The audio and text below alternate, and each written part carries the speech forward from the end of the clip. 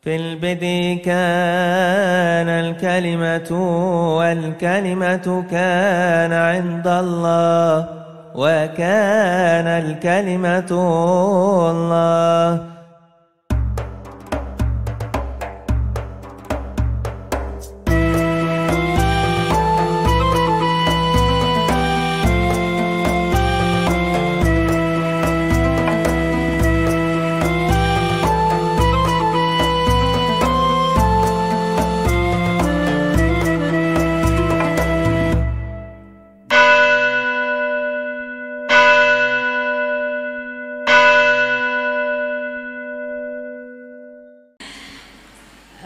Silakan Pak Bambang untuk memberikan jawaban.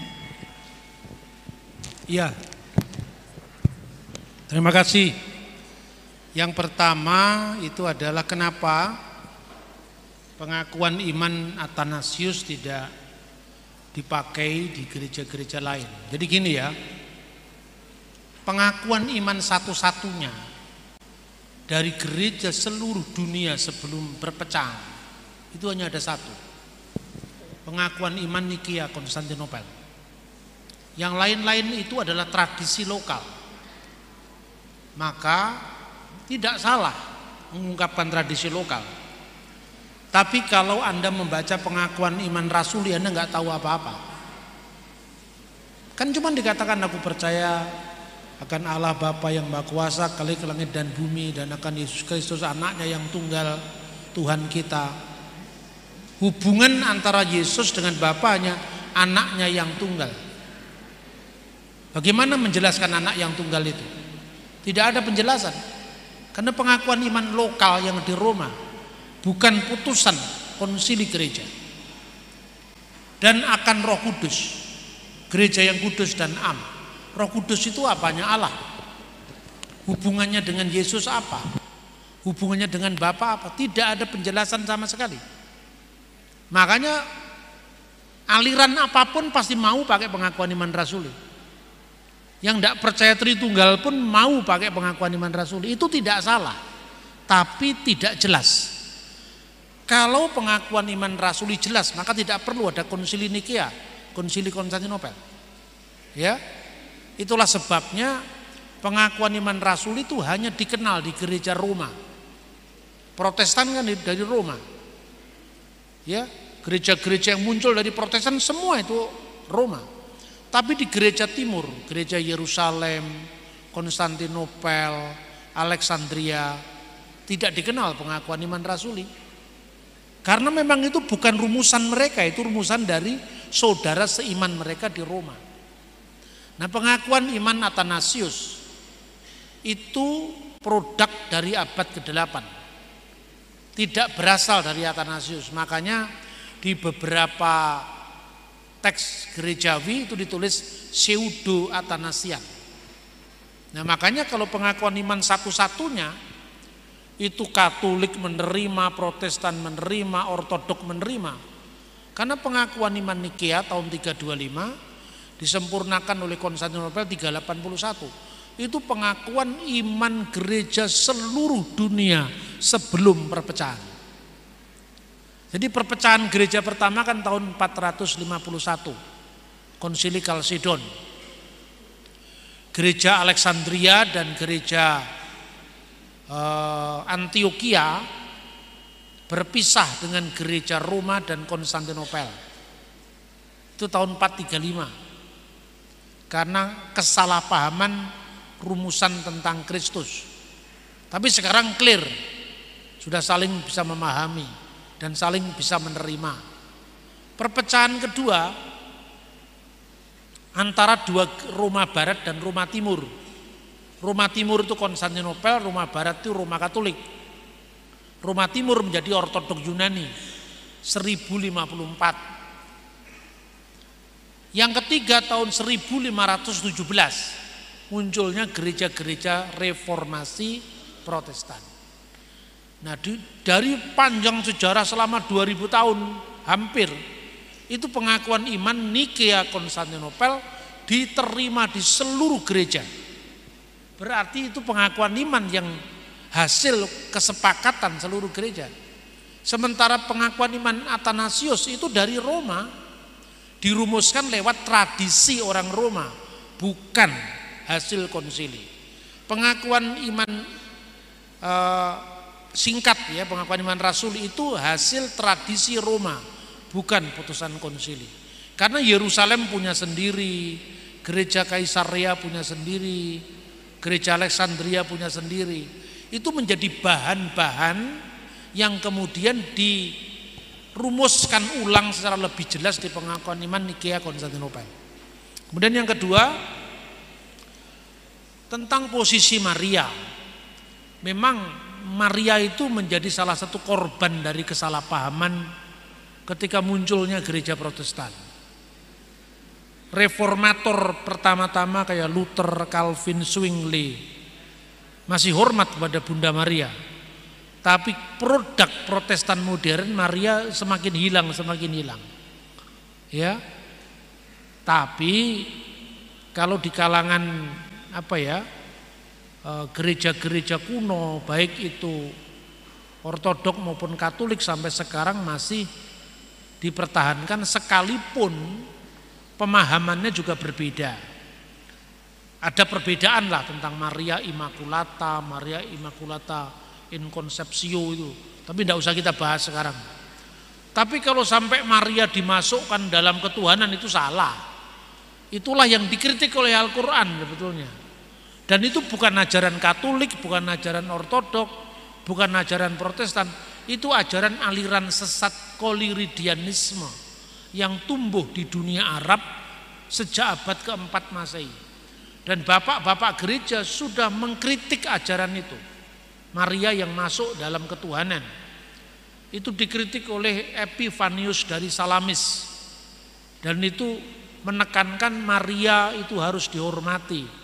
Tapi Maria itu bukan Tuhan. Yang kita sembah hanya Allah Bapa, Putra dan Roh Kudus.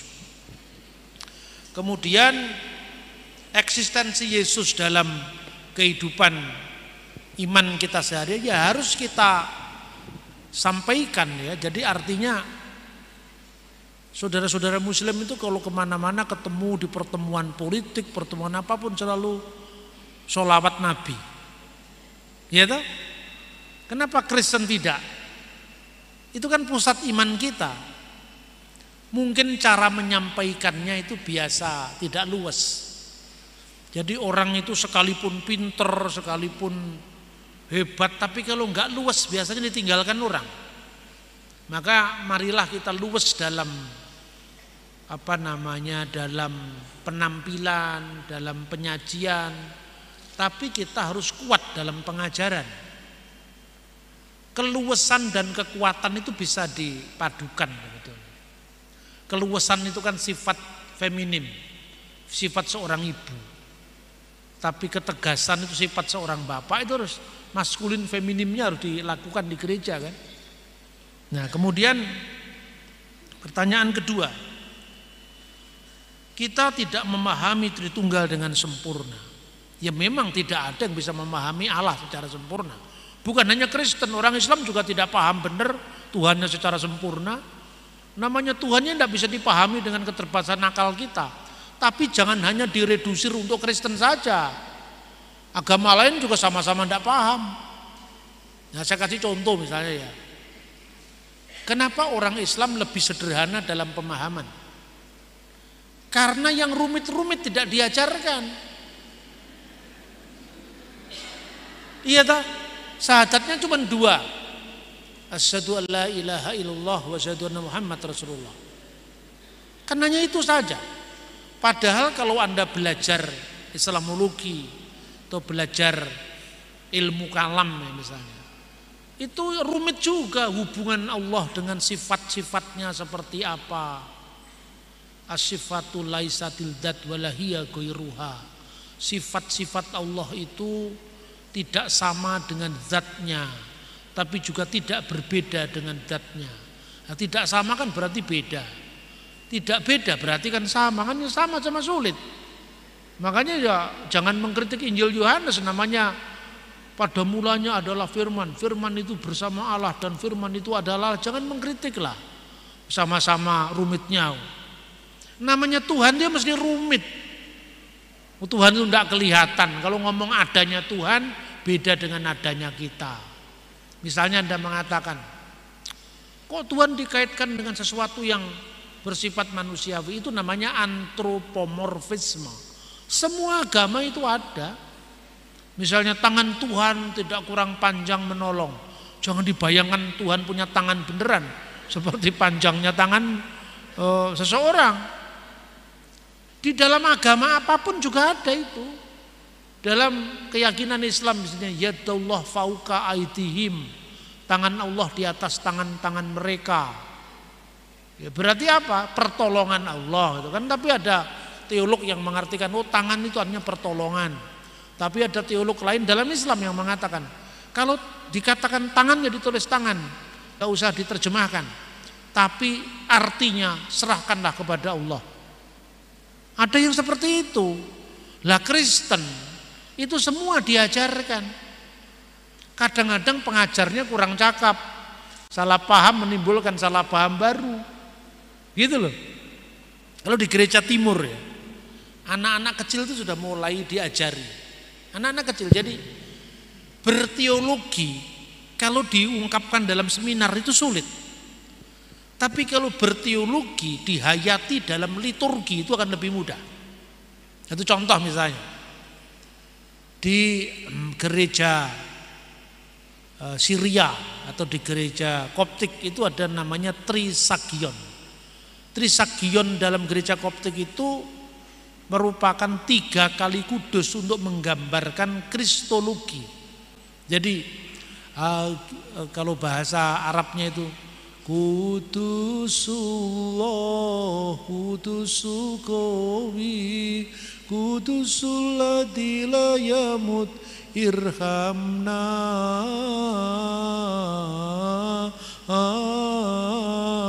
Kudusullah, kudusul qawi. Artinya apa?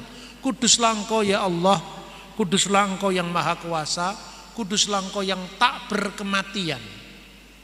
Berarti Yesus dalam kodrat ilahinya adalah Allah. Yesus dalam kodrat ilahinya maha kuasa. Yesus sebagai kodrat ilahi, sebagai firman Allah tak berkematian. Allah tidak bisa mati, firman Allah tidak bisa mati. Tapi yaman sulita aidon inna anna irhamna, yang telah disalibkan bagi kami. Yang disalibkan bukan keilahiannya, yang disalibkan bukan firman Allah, yang disalibkan kemanusiaannya. Karena itu mengajarkan 1 Petrus pasal 3:18, dia yang dibunuh dalam keadaannya sebagai manusia. Jadi kan gak terasa. Anak-anak kecil di gereja Mesir, kalau dia sekolah negeri kan sering dibully teman-temannya. Hai kamu Kristen katanya, ya Miriam, ya Masihi, kamu menyembah Allah itu 3, ya ilahuka talata katanya. Terus anak kecil itu kan sudah diajarkan karena liturgi. Nu'min bi ilahin wahid, kami percaya kepada Allah yang esa.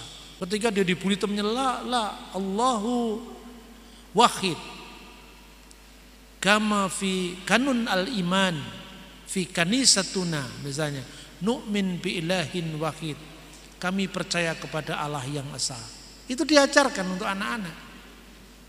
Anak sekolah minggu itu diajari. Konsili Nikea diadakan pada bulan Juni tahun 325. Siapa pemimpin sidangnya? Hosius. Berapa jumlah anggotanya? 318. Diajarkan. Menjadi sulit karena diasingkan dari anak kecil. Apa yang saya sampaikan begini itu sebenarnya bukan hal yang sulit. Wong saya ceramah begini di Temu Agung Kebatinan Nasional. Itu di aliran kebatinan Jawa. Diadakan di Yogyakarta. Kebetulan yang mimpin doa Uskup Purwokerto, Uskup Katolik itu. Jadi semua lembaga diundang. Ketika Monsinyur Sunarko disuruh berdoa, dia nembang Jawa. Itu kontekstualisasi. Lalu saya diberi ceramah tentang misteri manunggaling kawula Gusti dan Trinitas. Lalu saya sampaikan, ngerti mereka. Karena biasa berpikir metafisik. Lah kita selalu berpikir bendawi. Kalau ke gereja yang ditekankan, kamu naik apa? Naik sepeda motor belum diberkati. Kalau naik mobil, mobilmu apa? Kalau Avanza masih menengah. Kalau Xenia mobil 1000 mat. Kalau Alphard Anda lebih dihormati. Roh-roh yang demikian ini yang membuat kita tidak akrab dengan spiritualitas. Gitu loh. Makanya ada itu jangan dibatasi dengan orang berada. Kan orang yang berada sungguhnya itu aku beriman maka aku ada. Bukan aku kaya maka aku berada. Nah itu ya. Kemudian yang kedua, Allah itu generic name, bukan personal name. Ya betul.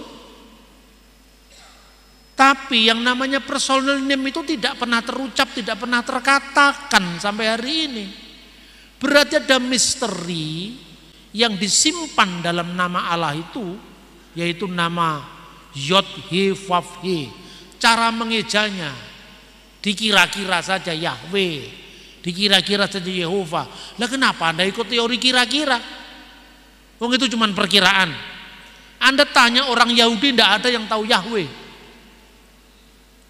Saya tanya orang Yahudi di Tondano ini, Rabi Yakub Baruk. Anda tanya, apakah Rabi kenal dengan Yahweh? What is the meaning of Yahweh? Apa itu artinya Yahweh? Tidak ngerti mereka. Yahweh itu bacaan Kristen dalam semangat akademis untuk mencari kira-kira bunyinya apa, itu baru abad pertengahan. Terus kenapa enggak diganti Elohim Pak? Karena ini bahasa Indonesia, bukan bahasa Ibrani. Kalau bahasa Ibrani ya Elohim. Jangankan Alkitab, Quran pun dalam bahasa Ibrani Elohim. 18% penduduk Israel itu beragama Islam. Mereka punya terjemahan Quran, Ha-Quran Ha-Mifwar. Bismillahirrahmanirrahim diterjemahkan Beshem Elohim Har-Rahman Har-Rahum dalam bahasa Ibrani. Jadi kalau Anda ngomong Elohim pakai bahasa Ibrani, bisa Yahudi, bisa Islam, bisa Kristen. Gitu loh. Orang Yahudi di Mesir, orang Yahudi di Ethiopia, orang Yahudi di Yaman ngomongnya Allah juga. So Anda cari itu Yemenite Jewish, terus kemudian reciting the Torah in Hebrew, Aramaik, Arabic itu kan muncul itu di YouTube itu. Bereshit bara Elohim et hasamayim ve'et sa'aret. Setelah itu bahasa Arabnya, ya, fil bati khalaqallahu samawati wal ard. Ternyata Yahudi juga itu. Yahudi Karaid yang ada di Mesir meninggalkan sinagoge namanya sinagoge Ben Ezra. Itu sebagian naskah teologisnya bahasa Arab, dan Elohim diterjemahkan Allah. Nah ini contoh-contoh seperti ini kan karena kita kan jauh dari tempat aslinya kan. Makanya orang Indonesia kalau ngomong Elohim lebih Yahudi ketimbang Yahudi. Orang Yahudi sendiri kalau di negara barat ya Elohim diterjemahkan God. Di negara Arab Elohim diterjemahkan Allah. Ya seperti itu. Kemudian apakah karena itu kemudian menjadi ganjalan dalam hubungan lintas agama? Tidak pernah ada ganjalan. Ganjalan yang mana? Ganjalan yang dibuat-buat oleh orang itu. Orang Mesir nggak pernah keberatan, Saudi nggak keberatan, Syria, Libanon nggak keberatan. Yang keberatan orang Malaysia yang tidak berbahasa Arab, yang mempersoalkan orang Pakistan yang berbahasa Dari atau berbahasa Urdu atau berbahasa Hindi. Di negara Arab tidak ada yang keberatan. Ya, kalau itu alasannya menimbulkan kegaduhan. Yang gaduh kan orang-orang tidak paham. Maka yang tidak paham itu dipahamkan dengan edukasi. Gitu loh. Ada orang mengatakan, ini yang ekstrim-ekstrim ini, kesan ekstrim juga ada kan. Islam yang ekstrim banyak, Kristen yang ekstrim ternyata juga banyak juga. Dia ngomong kepada saya, Pak Bambang, Anda ini harus bertobat. Bertobat apa maksudmu, saya bilang. Kenapa Anda pakai kata Allah? Ya sejak dulu memang bahasa Indonesia kata Allah sudah diserap. Coba belajar prasasti ini Trengganu, prasasti Minyah 7. Umat Islam pun datang ke Indonesia pertama kali, kata Allah belum diterima. Sama orang Indonesia yang mayoritas beragama Hindu dan Buddha kan. Maka dalam prasasti Trengganu, kata Allah itu diterjemahkan Dewata Mulia Raya. Butuh proses kira-kira 300 tahun sampai kata Allah itu dipakai. Prasasti Minyah 7 menyebutkan Ya Ilahi Ya Robbi. Kemudian muncul terjemahan Alkitab Lydekker, karena dalam terjemahan Alkitab tahun 1629 terjemahan Cornelis Ruil kata Allah belum dipakai kata Deus. Ketika terjemahan Lydekker 1733, kemungkinan ini Alkitab yang dibaca Thomas Matulasi Patimura. Kata Allah mulai muncul di situ. Kemudian setelah itu 1659 seorang ulama Aceh menerbitkan terjemahan pertama Al-Quran dalam bahasa Melayu. Maka kata Allah dipakai, disejajarkan dengan Tuhan yang Maha Esa. Tapi ungkapan kata debata itu pengaruh Sanskerta masih ada sampai sekarang. Di Batak, debata mula jadi Nabolon. Debata itu terjemahan dari kata Elohim. Debata itu istadewa, itu sembahan tertinggi. Sementara kata Austronesia kuno yaitu yang masih dipakai dalam bahasa Indonesia, sembahyang, menyembah Tuhan. Jadi kata yang, debata, Elohim, Allah artinya satu makna. Nah, tergantung teks mana yang kita pakai, konteksnya apa. Lah karena Indonesia itu tidak mengenal kata Elohim, Anda mengatakan Elohim memberkati Pak. Elohim apa maksudmu Mas, kan gitu kan. Bingung, ini kan kemudian tidak sesuai dengan konteks karena bahasa itu belum diserap dalam bahasa Indonesia gitu. Ini pertanyaannya ya. Kemudian kenapa Allah nggak diganti Elohim? Karena nggak ada orang Indonesia yang paham Elohim. Kalau Elohim mau dipakai bahasa Ibrani sekalian semuanya. Jangan hanya sepotong-sepotong, Elohimnya diambil, Ibrani yang lain tidak. Ya toh? Kemudian bisakah dijelaskan lebih sederhana? Ya bisa. Lebih sederhana misalnya bagaimana Pak kesatuan Allah dengan manusia? Ya seperti manusia yang punya roh dan punya pikiran, ini selesai. Tubuh, jiwa dan roh. Tapi saya tidak tega kasih ceramah Anda hanya itu. Kalau itu Anda cukup buka Google kan ketemu itu. Saya ingin memberikan pada Anda yang terbaik. Saya menggali bahasa aslinya, konteksnya apa supaya dapat utuh. Kalau Anda pun tidak bisa mengikuti sekarang sepenuhnya, lewat ini Anda ulang-ulang pasti bisa. Pertama, Anda jangan underestimate dengan anak-anak muda. Ketika Anda mengatakan ini kok sulit, berarti yang sulit itu Anda. Orang lain bisa juga nggak sulit. Karena saya jamin ada ibu-ibu umur 90 tahun sangat kepingin ketemu dengan saya. Karena orang ini latar belakangnya orang Tionghoa ya, mungkin Taoism, tapi lebih banyak dia mendapatkan pendidikan di sekolah di Jawa yang latar belakangnya Islam. Mendengar khotbah-khotbah di gereja dia orang Katolik, tidak paham. Karena saya sering kalau ceramah itu kan ada improvisasinya, nembang, pakai bahasa guyonan, itu lebih masuk. Lalu dia ketingin ketemu sama saya, pertemukan saya dengan Pak Bambang. Nah saya pas ke Jakarta, saya datang ke situ. Coba apa yang ditanyakan sama dia? Ceritanya, ibu ini tanya tentang Tritunggal. Loh kenapa enggak tanya ini yang sudah ada di katekisasi di gereja Katolik? Kalau begitu kan mudah sekali.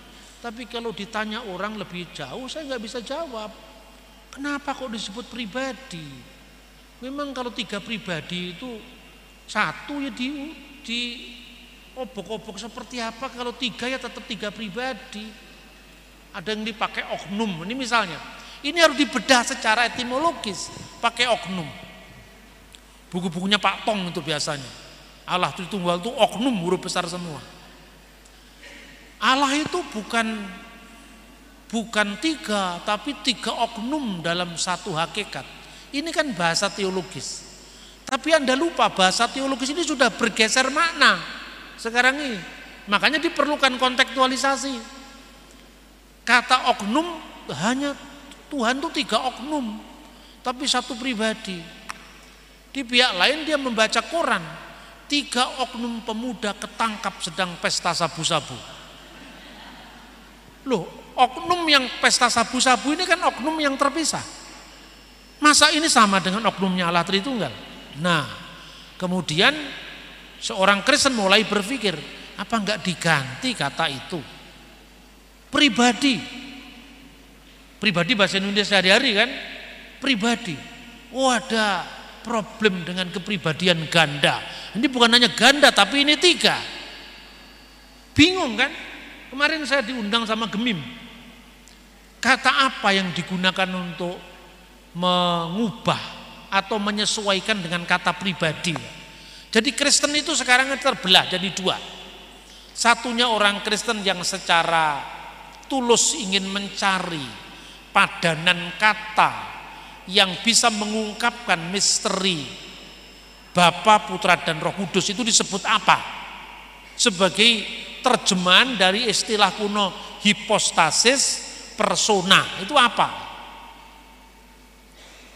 Oknum pribadi. Maka Pak Harun Hadiwiono dalam bukunya Iman Kristen dia mengatakan kata persona, person dalam bahasa Inggris sejak abad 18 sebenarnya maknanya sudah berubah.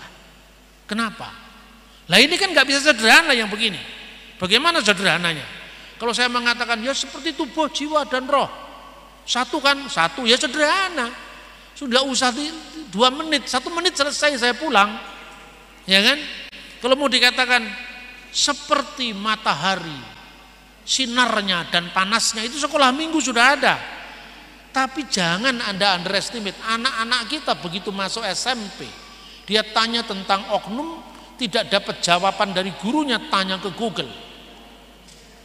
Nah di Google jawabannya itu hutan belantara yang liar. Kapan kata persona ini berubah? Ketika Sigmund Freud menemukan teori psikoanalisa. Dalam teori itu ya kira-kira gini, intinya gini.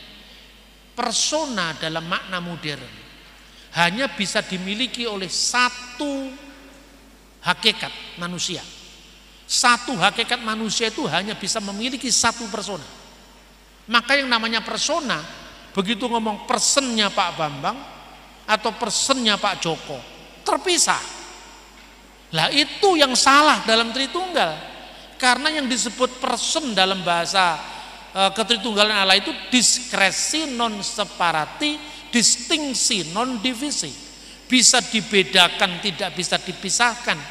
Lah kalau nggak bisa dipisahkan berarti satu eksistensi, satu wujud, satu hakikat kan itu kan. Bisa dibedakan, tak bisa dipisahkan, masing-masing punya kekasan secara tak terbagi. Itu Tritunggal, maka dicari.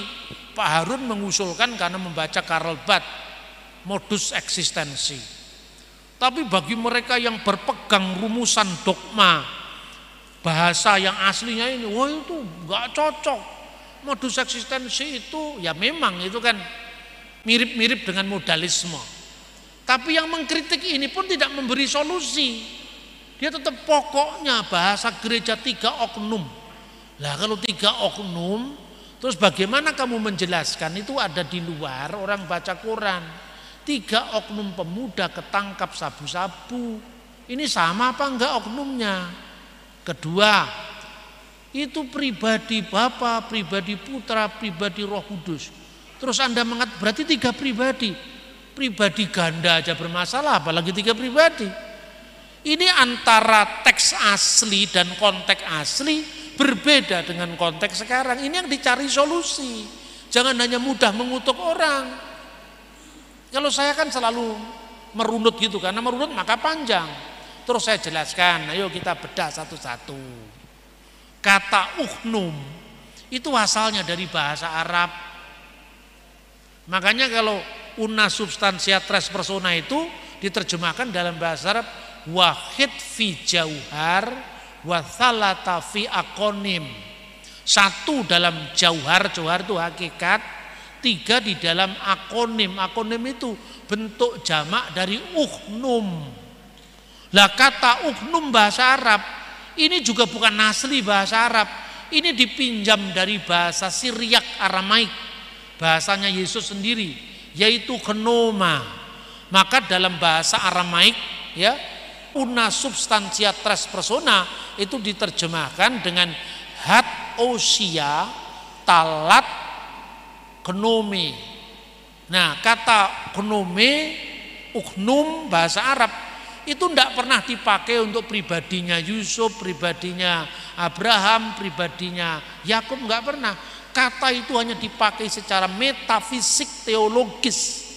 Sebab di dalam bahasa Arab sehari-hari kata oknum yang terpisah itu adalah saksun, bukan uknum. Jadi bahasa Arab yang dipinjam bahasa Indonesia sendiri maknanya beda dengan oknum sekarang. Lalu solusinya apa, Pak? Solusinya kalau mau mempertahankan kata tiga pribadi harus ada catatan kaki. Yang disebut pribadi ini bukan pribadi si Budi, bukan pribadi si Anwar, bukan pribadi si Stefanus. Karena pribadi yang terpisah ini maknanya pribadi dalam psikologi modern. Pribadi yang dimaksudkan di gereja kuno dijelaskan satu-satu gitu loh. Maka kelihatan menjadi sulit. Tapi putar video saya 5 kali saja, pasti Anda ulang-ulang, pasti Anda paham. Tapi kalau Anda biasa mendengarkan khotbah KKR, kemudian mendengarkan ceramah saya susah payah, karena KKR kan cari mudahnya. Nah itu, kemudian bagaimana enggak disebutkan sederhana saja Allah, Bapa, Putra dan Roh Kudus, itu sebaiknya. Tapi jangan juga menyalahkan Allah Bapa, Allah Putra, Allah Roh Kudus. Itu juga enggak salah.